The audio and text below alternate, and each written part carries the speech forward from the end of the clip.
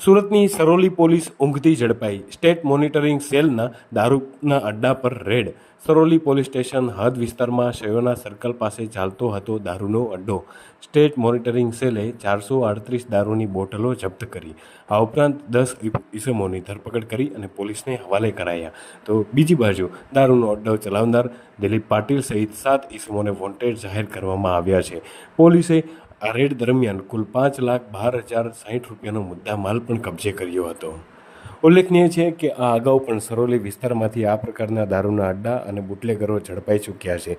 ત્યારે state monitoring સેલે આ પ્રકારનો દરોડો પાડી અને લાખોના દારૂનો જથ્થો સહિત 10 લોકોને ઝડપી પાડ્યા છે. ત્યારે સ્થાનિક પોલીસ ઊંઘતી ઝડપાઈ હોય તેવું ચર્ચાઈ રહ્યું છે.